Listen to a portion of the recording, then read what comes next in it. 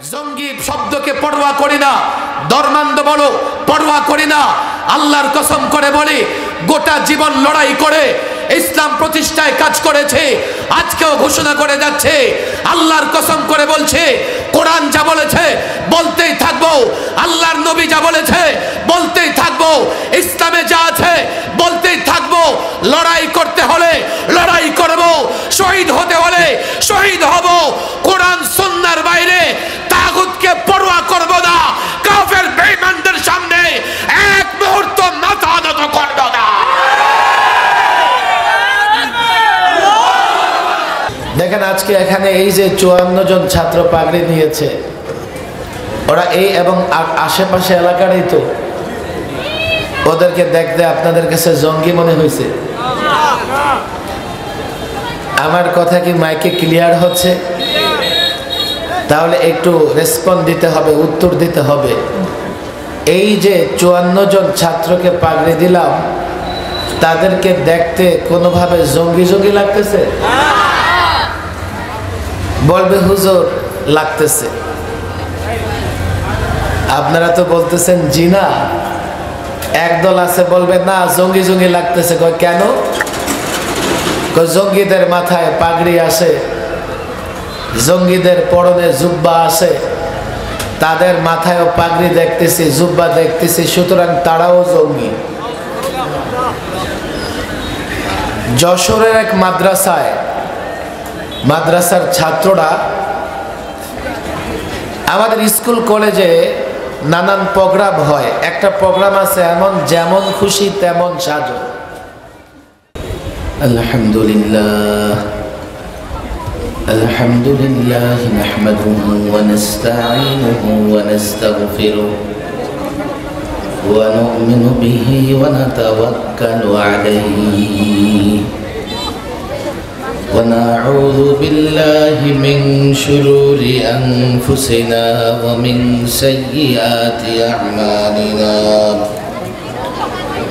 من يهده الله فلا مضل له ومن يضلله فلا هادي له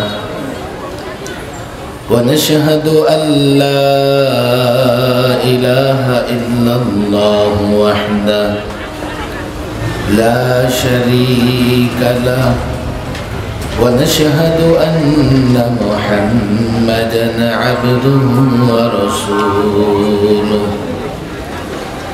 أما بعد فأعوذ بالله من الشيطان الرجيم بسم الله الرحمن الرحيم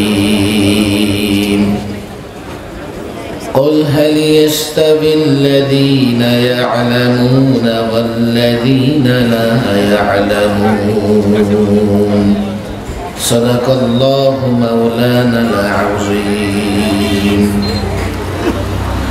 مركز القرآن قومي مدرسة 54 জন হাফেজ ছাত্রদের পাগড়ি প্রদান উপলক্ষে আয়োজিত আজকের ওয়াজ ও দোয়া মাহফিলের মোহতারাম সভাপতি জনাব মোহাম্মদ আরমান চৌধুরী রবিন, মাহফিলের পরিচালক মাওলানা আখতারুজ্জামান, বিশেষ অতিথি মাদ্রাসার পরিচালক, মাদ্রাসার আসাতিজায়ে কেরাম, ছাত্র ভাইয়েরা, যুবক ভাইয়েরা, দিন প্রিয়, ইসলাম প্রিয় তাওহীদি জনতা।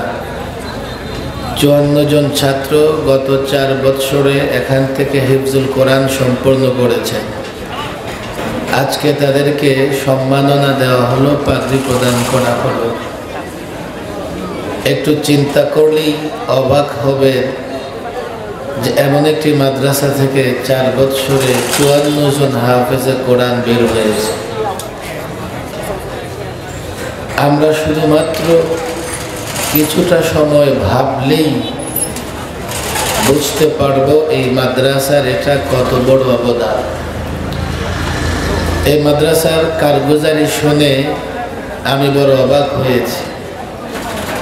মাদ্রাসাটা শুরু হয়েছে প্রায় 14 বছর আগে। 14 বছর আগে মাদ্রাসার পরিচালক, মাদ্রাসার দায়িত্বশীলরা বড় হিম্মত করে, এখানে একটা হাসপাতাল ছিল, হাসপাতালের জায়গাটা ভাড়া নিয়েছেন এবং ভাড়া নিয়েছেন কত বছরের জন্যে? 17 বছরের জন্য। আমাকে মাওলানা নজরুল ইসলাম ফয়েজি সাহেব বললেন, আগামী 27 খ্রিস্টাব্দ মানে 2 বছর পরেই যে চুক্তিভিত্তিক ভাড়া নিয়েছিলেন মেয়াদ শেষ হয়ে যাবে। আমি জিজ্ঞেস করলাম, এরপরে আপনাদের পরিকল্পনা কি? ওনারা বললেন, হুজুর আমরা প্রত্যেক মাসের ভাড়া তো দিয়ে দিয়েছি একবারেই, কিন্তু এখন বর্তমান বাজার দর হিসাব করে প্রত্যেক মাসের ভাড়াটা ব্যাংকে জমা রাখি এবং নানা জায়গায় টুকটাক জায়গা ক্রয় করে রেখেছি। এই বিশ্ব রোডের আশেপাশে কোথাও জায়গা পেলে টাকা এবং বাকি জায়গাগুলো বিক্রি করে এখানে বড় একটা প্রতিষ্ঠান করবো ইনশাআল্লাহ। আমি আশ্চর্য হয়েছি যে এত সুন্দর একটা পরিকল্পনা, কত সুন্দর একটা উদ্যোগ, যার ফলে একটা স্থায়ী মাদ্রাসার ব্যবস্থা হয়ে যাবে ইনশাআল্লাহ। এই মাওলানারা বড় হিম্মত করে, সাহস করে এত সুন্দর একটা দ্বীনি প্রতিষ্ঠান চালু করেছেন। মাওলানা নজরুল ইসলাম ফয়েজি সাহেব একজন ফাআল মানুষ, কর্মঠ মানুষ, সাহসী মানুষ, হিম্মত সাহস রাখেন এবং ওলামাদের মাহবুব, আলেম ওলামারা তাকে পছন্দ করেন। এই দাউদকান্দিতে দাওয়াত ও তাবলীগের কাজ থেকে শুরু করে দ্বীনি সমস্ত কাজে উনি অগ্রণী ভূমিকা পালন করেন। আমি প্রথমত আপনাদের ওয়াদা নিতে চাই, এই জায়গার 27-এ যখন চুক্তিভিত্তিক যে ভাড়া নেওয়া হয়েছিল মারকাজুল কোরআনের জায়গা, এই চুক্তি শেষ হয়ে যাওয়ার পরে ওনারা যখন নতুন একটা জায়গা ক্রয় করে মাদ্রাসা শুরু করবেন, আপনারা সহযোগিতা করবেন তো ইনশাআল্লাহ? আমি এই যে 54 জন ছাত্রদেরকে পাগড়ি দেওয়া হলো, ছাত্রদের বলবো, ছাত্রদের অভিভাবক যারা তাদেরকেও বলবো, এত সুন্দর একটা পরিকল্পনার পরে যাতে এই মাওলানা নজরুল ইসলাম ফয়েজি সাহেব সহ যারা এই মেহনত করতেছেন তাদের মেহনত যেন বৃথা না যায়। যেখানে জায়গা ক্রয় করবেন ওনারা প্রতিষ্ঠানের জন্যে, আমি ছাত্রদের অভিভাবক এবং এই এলাকার দিনদার, দোকানদার, মুসল্লি ভাইয়েরা, দাওয়াত ও তাবলীগের সাথীরা, সকলের কাছে আমার বিনীত অনুরোধ থাকবে, আপনারা সহযোগিতা করবেন যাতে মাদ্রাসাটা নিজস্ব জায়গায় দ্রুত প্রতিষ্ঠিত হতে পারে। সহযোগিতা করবো তো ইনশাআল্লাহ? আল্লাহ তাবারক ওয়া তাআলা তৌফিক দান করুন। অনেক কথা বলতে মন চাচ্ছে আজকে আমার, কিন্তু আমার হাতে সময় একেবারে কম। আমি মূলত আজকে আমার এলাকা হোমনাতে যুবকদের একটা প্রোগ্রাম রেখেছি। যুবকদের প্রোগ্রামে যেহেতু আমার বাড়ি হোমনা, মাহফিল ছাড়া অন্য কোনো উপলক্ষে হোমনাতে যাওয়া হয় না, তো যেদিন হোমনায় প্রোগ্রাম থাকে আমি একটু তাড়াতাড়ি যাবার চেষ্টা করি। মানুষের অনেক অভিযোগ, দেখা সাক্ষাৎ হয় না, মানুষের সঙ্গে মত বিনিময় হয় না, সেহেতু আজকেও খুব দ্রুত সময়ের মধ্যে আমার হোমনা যেতে হবে। বাকি ফয়েজি সাহেব আমাকে বললেন, হুজুর আমার 4 বছর ধরে মাদ্রাসার ছাত্রদের পাগড়ি দেই না, আপনি একটু এখানে অংশগ্রহণ করে তারপরে যান। আমি দীর্ঘ কথা বলবো না, দীর্ঘ কথা এই জন্যই বলা দরকার, এই মাদ্রাসা, এই আলেম ওলামা, এই দিনদার টুপি দাড়িওয়ালা যুবকদের বিরুদ্ধে যে ষড়যন্ত্র চলছে, সেই ষড়যন্ত্র মোকাবেলায় জাতিকে প্রস্তুত করতে হলে দীর্ঘ আলোচনা, লম্বা বক্তৃতা করা দরকার। কথা ঠিক না বেঠিক? দেখেন আজকে এখানে এই যে 54 জন ছাত্র পাগড়ি নিয়েছে, ওরা এই এবং আশেপাশে এলাকারই তো। ওদেরকে দেখতে আপনাদের কাছে জঙ্গি মনে হয়েছে? আমার কথা কি মাইকে ক্লিয়ার হচ্ছে? তাহলে একটু রেসপন্স দিতে হবে, উত্তর দিতে হবে। এই যে 54 জন ছাত্রকে পাগড়ি দিলাম, তাদেরকে দেখতে কোনোভাবে জঙ্গি জঙ্গি লাগতেছে? বলবে হুজুর লাগতেছে। আপনারা তো বলতেছেন জি না। একদল আছে বলবে না জঙ্গি জঙ্গি লাগতেছে। কয় কেন? জঙ্গিদের মাথায় পাগড়ি আসে, জঙ্গিদের পরনে জুব্বা আছে, তাদের মাথায়ও পাগড়ি দেখতেছি, জুব্বা দেখতেছি, সুতরাং তারাও জঙ্গি। যশোরের এক মাদ্রাসার ছাত্ররা আমাদের স্কুল কলেজে নানান প্রোগ্রাম হয়। একটা প্রোগ্রাম আছে এমন, যেমন খুশি তেমন সাজো, আছে না নাই? এই যেমন খুশি তেমন সাজো অনুষ্ঠানে আপনি দেখবেন 5 বছরের মেয়ে কনে সাজতেছে, কনে। আবার 6 বছরের ছেলে দাড়ি মোছ লাগায়া বর হয়ে যাচ্ছে, জামাই হয়ে যাচ্ছে। কৃষি কাজের কিচ্ছু বুঝে না এমন একজন বাচ্চা কৃষক হয়ে যাচ্ছে। কথা ঠিক না বেঠিক?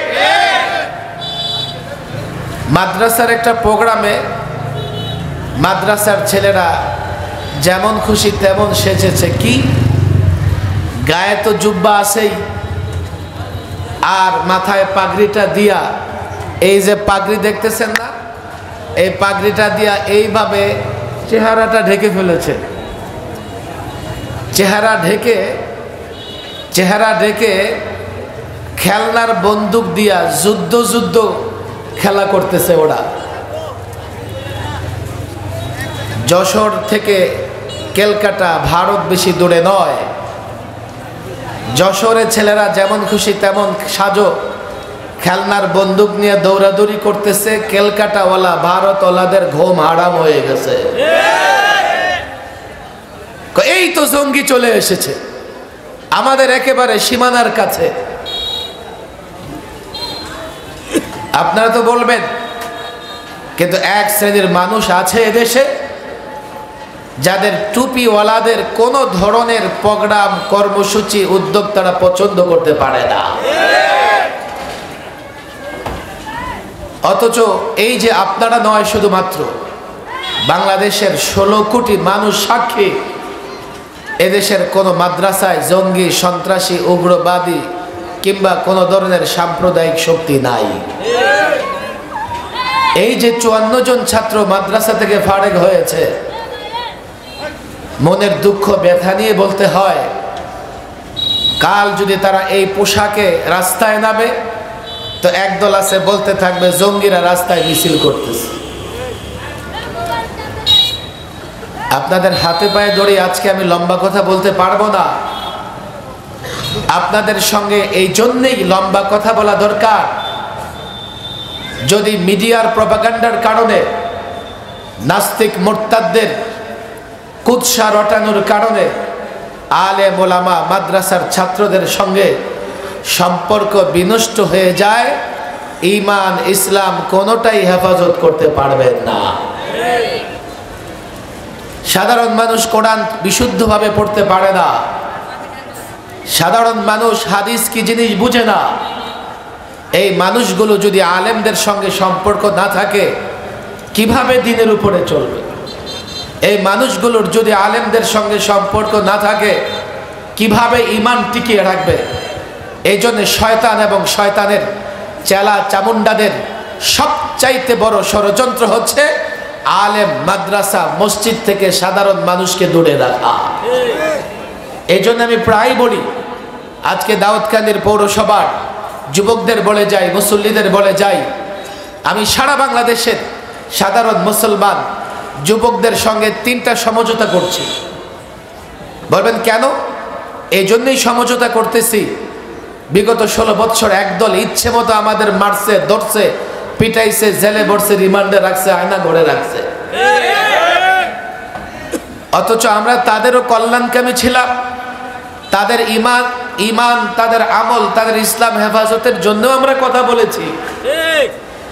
কিন্তু তারা বুঝে নাই, না বুঝে আমাদের উপর জুলুম অত্যাচার করেছে।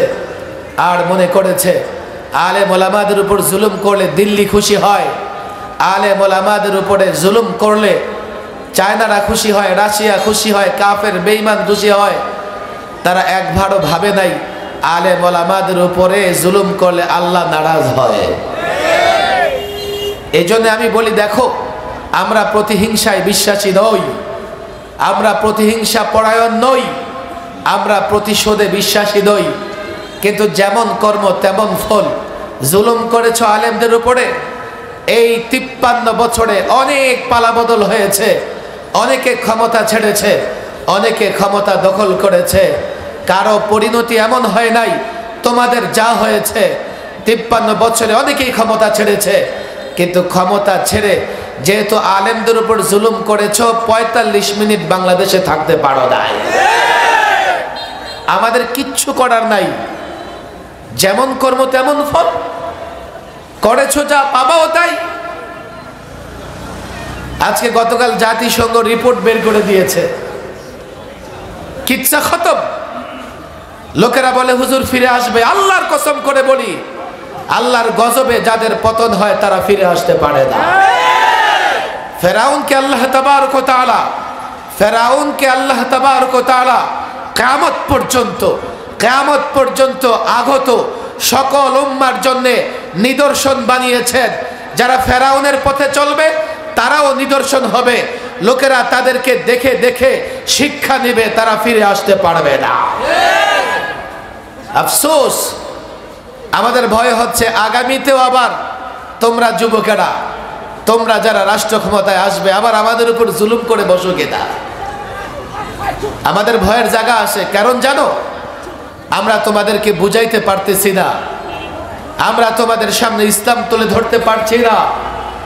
আমরা যে তোমাদের হিতাকাঙ্ক্ষী তোমরা তা বুঝতে পারছো না।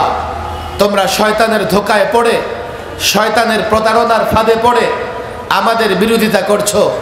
এই জন্য বলি ভাইরে, আগে 3টা সমঝোতা করো, 3টা চুক্তি করো আলেমদের সঙ্গে, 3টা জায়গায় ঐক্যমত ঘোষণা করো।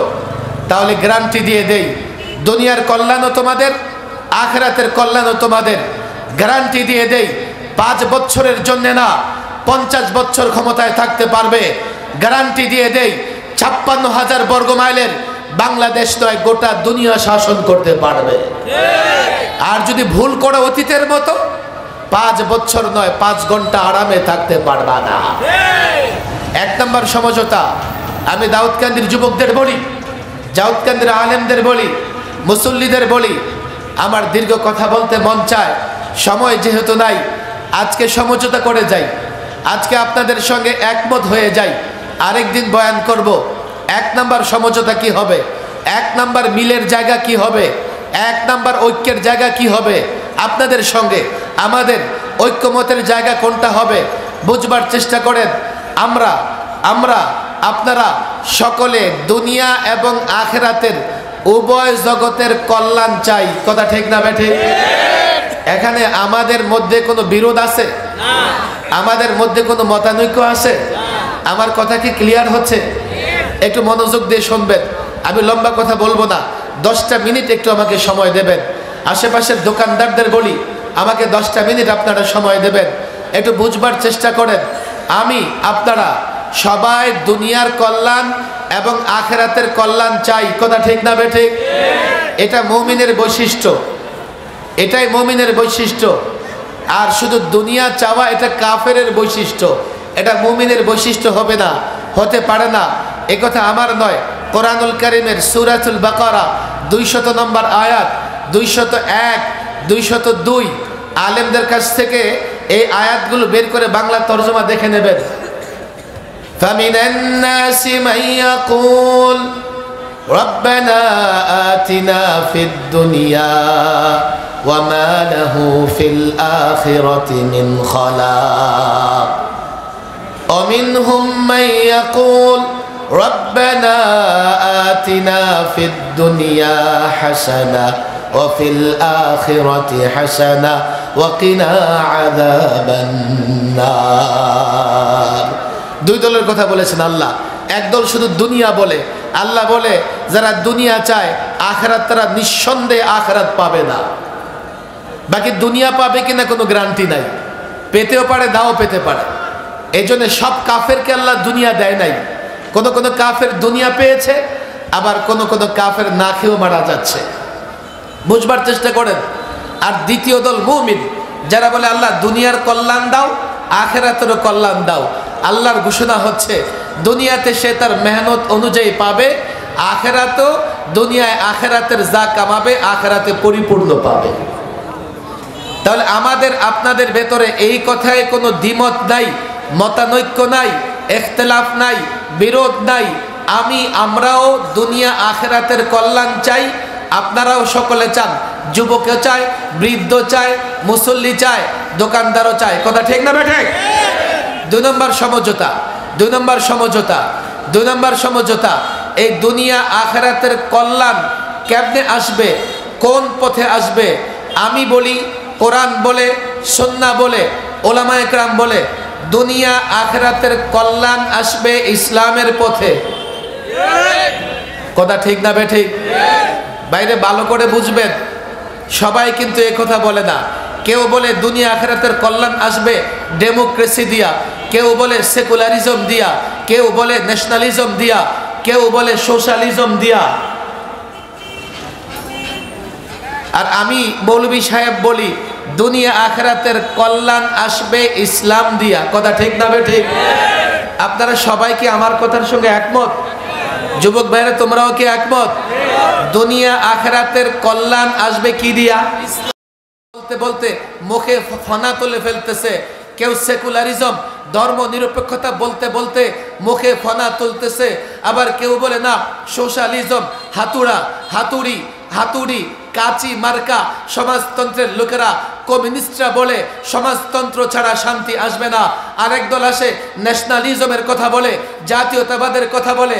আমি মৌলভী সাহেব কোরআন সুন্নাহ সামনে রেখে বলছি, ইসলাম ছাড়া অন্য কোনো তন্ত্রে মন্ত্রে দুনিয়ায় আখিরাতে কোথাও শান্তি আসবে না। অনেক শিক্ষিত ভাইরা দাঁড়িয়ে গেছেন। আমি আপনাদের বলি, আমি যে তন্ত্র মন্ত্রগুলোর সমালোচনা করতেছি, আপনারা বলবেন কি হুজুর এই তন্ত্র মন্ত্রের সমালোচনা করতেছেন, আপনি তো ধর্মান্ধ। না না না না, আপনি মনে হয় কিছুটা জঙ্গি টাইপের। আমার দেশের রাজনীতিবিদরা এইভাবে জনগণকে ধোঁকা দেয়। অথচ দেখো রাষ্ট্রবিজ্ঞানের বইয়ে গণতন্ত্রের সুফল কুফল নিয়ে বিতর্ক আছে। সেকুলারিজম, ধর্ম নিরপেক্ষতার বিরুদ্ধে আমি সর্বপ্রথম কথা বলেছি এমন নয়। ইউরোপ আমেরিকায় সেকুলারিজম নিয়ে বিতর্ক আছে। তোমরা আমাকে বলো সমাজতন্ত্রের বিরুদ্ধে গণতন্ত্রের লোকেরা কথা বলে, গণতন্ত্রের বিরুদ্ধে সমাজতন্ত্রের লোকেরা কথা বলে। আমি যখন ইসলামতন্ত্র মানি আর এই তন্ত্র মন্ত্রের বিরুদ্ধে কথা বলি, আমি ধর্মান্ধ হয়ে গেলাম কিভাবে? আমাদের দেশের যুবক, আমাদের দেশের রাজনীতিবিদদের মাথায় এই পশ্চিমা তন্ত্র মন্ত্রগুলো এইভাবে প্রবেশ করেছে, তারা এর ভিন্নতা, বিকল্প পথ বা ব্যতিক্রম কোনো কিছু শুনতে চায় না।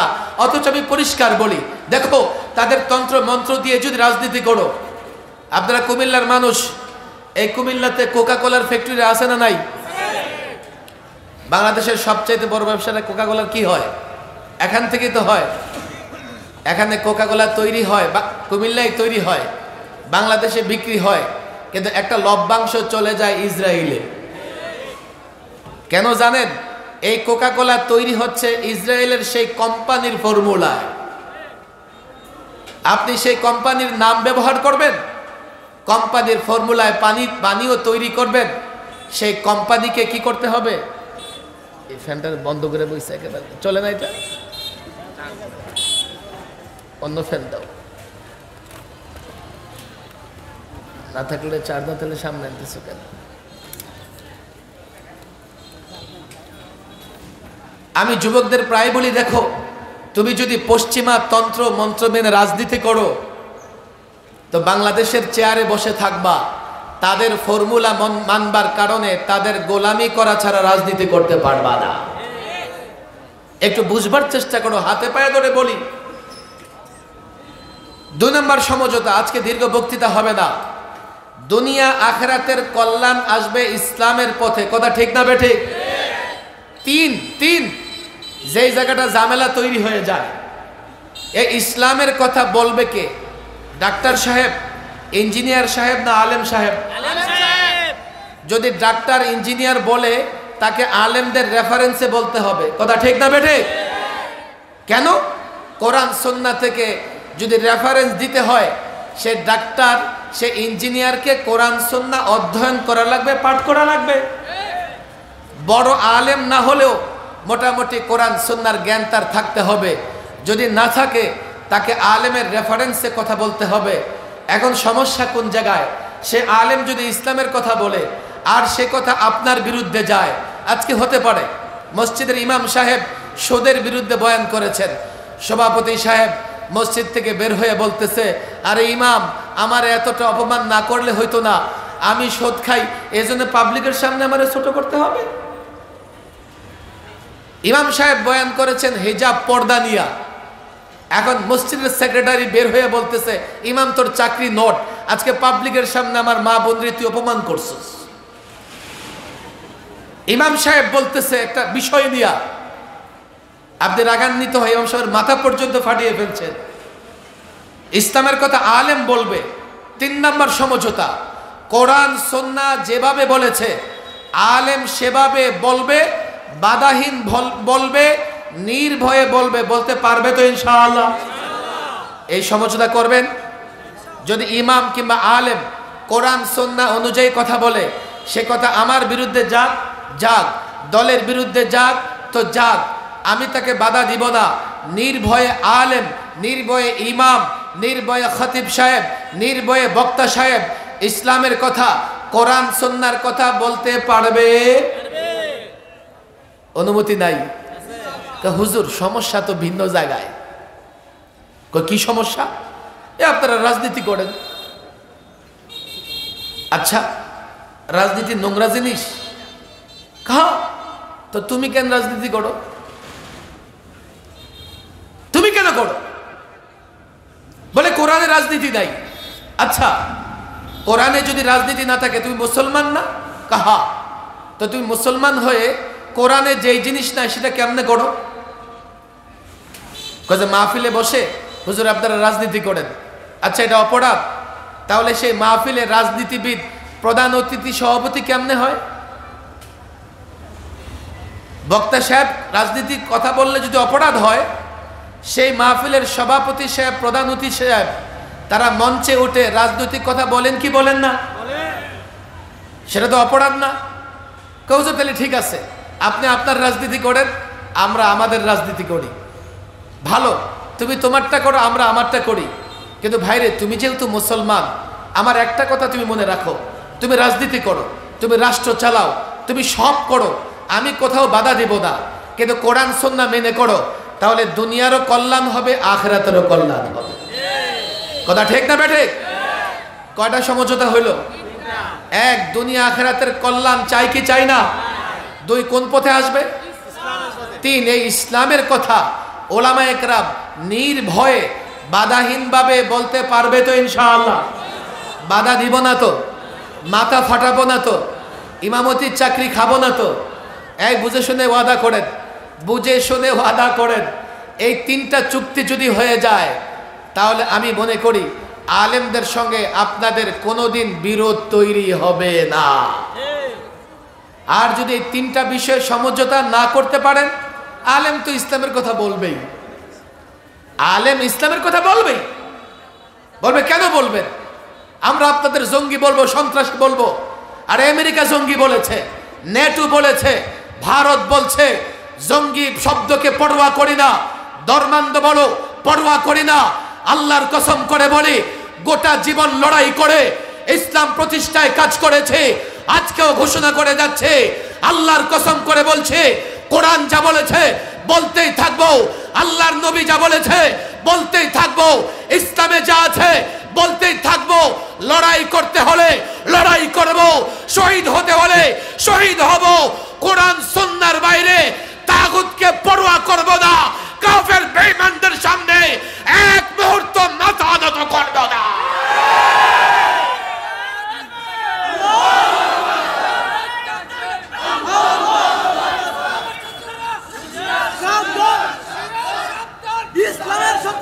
বুঝার চেষ্টা করেন, আমরা প্রত্যেকটা মুসলমানের হিতাকাঙ্ক্ষী। আল্লাহর কসম করে বলি, আমরা যুবকদের হিতাকাঙ্ক্ষী।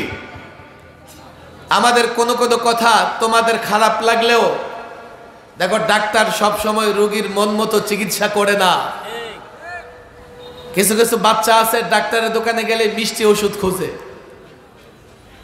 কিন্তু বড় রোগীও যদি মিষ্টি ওষুধ খুঁজে এই ডাক্তার চিকিৎসা করতে পারবে? বাচ্চারা ইনজেকশন দেখলে ভয় পায়, এখন বড় রোগীও যদি বলে ডাক্তার ইনজেকশন দিয়েন না, হবে? আমাদের কোনো কোনো কথা তোমাদের মন খারাপ হতে পারে। রাতের বেলায় বালিশে মাথা রেখে ঠান্ডা মাথায় চিন্তা করবা। আল্লাহর কসম করে বলি, আলেমরা তোমাদের হিতাকাঙ্ক্ষী, কল্যাণকামী, দুনিয়া আখিরাতের কল্যাণের জন্য কথা বলে। বলবে হুজুর আপনার কথা মানলাম না, দু চারজন ঝামেলা আছে। ভাই থাকতেই পারে, থাকতেই পারে, সরকারি দরকারি কেউ হয়ে যেতে পারে। ডাক্তারদের মধ্যে ঝামেলা নাই, কসাই মার্কা ডাক্তার একদম নাই। কি করবেন? কি করবেন? কালকে অসুস্থ হলে ভাববেন হারে ডাক্তাররা কসাই হয়ে গেছে, কিডনি কেটে রেখে দিবে। আমার পাশের বাড়িতে একটা ইঞ্জিনিয়ার আছে, তার কাছে যাই। ইঞ্জিনিয়ার সাহেব, ডাক্তারদের উপর বিশ্বাস হয় না, কিন্তু আমি তো অসুস্থ, আপনিও তো শিক্ষিত মানুষ, একটু ট্রিটমেন্ট করে দেন। ইঞ্জিনিয়ার তারা মাইপা দেখবে তার দৈর্ঘ্য কত, প্রস্থ কত, বলবে সিমেন্ট আন, বালু আন, তার আস্তর মেরে দেই। আবার বাঁশ মার্কা ইঞ্জিনিয়ার আছে না নাই? বাড়ি বানাবেন, ইঞ্জিনিয়ার উপর বিশ্বাস হয় না, সাখাওয়াত রাজি সাহেবের উপর বিশ্বাস হয়। দর্শন হুজুর রেশা পাঁচে বা হুজুর একটা বাড়ি বানাই দেন। আমি দেখলাম নাসর বান্দা, যদি ওরে বাড়ি বানাই দেই, ইট বালি সিমেন্ট রড সব নষ্ট হবে, 6 মাস পরে ছাদ ভেঙে তার মাথাটাও নষ্ট হবে। আলেমদের ভেতরে কোনো সমস্যা হলেই ডাক্তার ইঞ্জিনিয়ারের কাছে ইসলাম শিখতে যাওয়া যাবে না। যদি হ্যাঁ সেই ডাক্তার আবার কোরআন সুন্নাহর জ্ঞানে পণ্ডিত্য লাভ করে, আবার সেই সার্টিফিকেট আলেমদের কাছ থেকে নিতে হবে। সে কোরআন সুন্নাহ বুঝলো কিনা এটা সাধারণ মানুষ বুঝবে না। আলেম যদি বলে ডাক্তার ইঞ্জিনিয়ার পড়াশোনা করে কোরআন সুন্নাহ বুঝেছে, তারপরে তার কাছে আপনি দিন শিখতে পারবেন, না হলে দিন শিখতে পারবেন না। আলেমদের ছেড়ে যাওয়ার কোনো রাস্তা নাই। আপনাদের গ্যারান্টি দিয়ে বলি, শতভাগ আলেম হয়তোবা সলিড না, দু একজন ঝামেলা হতেই পারে। আমার যুবকরা বলবে হুজুর আপনি মৌলভী সাহেব, ঝামেলা কেন হবে? আপনি মৌলভী না, ঝামেলা কেন করবেন? দেখো, যখন ঘূর্ণিঝড় হয় তো শুধুমাত্র কলা গাছগুলো পড়ে যায় না, মাঝে মধ্যে আম গাছও পড়ে, বট গাছ পড়ে না। রাস্তার পাশে মোটা তাজা বট গাছ উল্টে রাখে কিনা? কোন সমাজে যদি নৈতিক অবক্ষয় ব্যাপক হয়, খারাপ কাজ ব্যাপক হয়, যেমন কোন এলাকায় মাদক যদি ব্যাপক হয়, তো হাজী সাহেবের ছেলেটা ওই ইয়াবা খায়। কোথাও যদি নৈতিক অবক্ষয় ব্যাপক হয়, তখন তোমরা দেখবে টুপি দাড়িওয়ালাও কোনো না কোনো অপরাধে জড়ায় পড়তে পারে, যেমন ঝড় তুফানে বটগাছও পড়ে যায়। অবাক হওয়ার কিছুই নাই। শয়তানের ধোকায় পড়ে কোন কোন টুপি দাড়িওয়ালা দ্বারাও অপরাধ হতে পারে। কিন্তু তোমাদের বলে দেয়, দেখো বনি ইসরাইলে ঘরে গ্রামে গ্রামে আল্লাহ নবী পাঠিয়েছে, এখন আর নবী আসবে না, নবুয়তের দরজা বন্ধ। তোমার এলাকায় যে আলেম আছে সে নায়েবে নবী, ওয়ারাসাতুল আম্বিয়া, তোমাকে তাকে অবশ্যই মেনে চলতে হবে। যদি মেনে চলতে না পারো, দ্বীনের উপর চলতে পারবে না। একান্ত যদি মনে করো তিনি তো আনুগত্যের উপযোগী না, এতটা খারাপ হয়ে গেছে, তারপরে তুমি আরেকজন আলেমের কাছে যাও, আলেমের জায়গায় ডাক্তার ইঞ্জিনিয়ারকে জায়গা করে দিলে ইমান হেফাজত করতে পারবে না। সমঝোতা কয়টা করলাম আজকে? এই যুবকরা বলো কয়টা? মনে থাকবে তো ইনশাআল্লাহ? কয়টা সমঝোতা? 1 আমরা দুনিয়া আখিরাতের কল্যাণ চাই কি চাই না? এই কল্যাণ কোন পথে আসবে? ইসলামের পথে। এই ইসলামের কথা আলেম ওলামারা নির্ভয়ে বাধাহীন বলতে পারবে তো ইনশাআল্লাহ?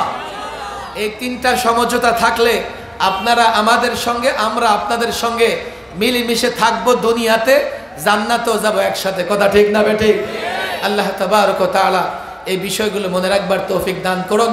সামনে আবার যদি কখনো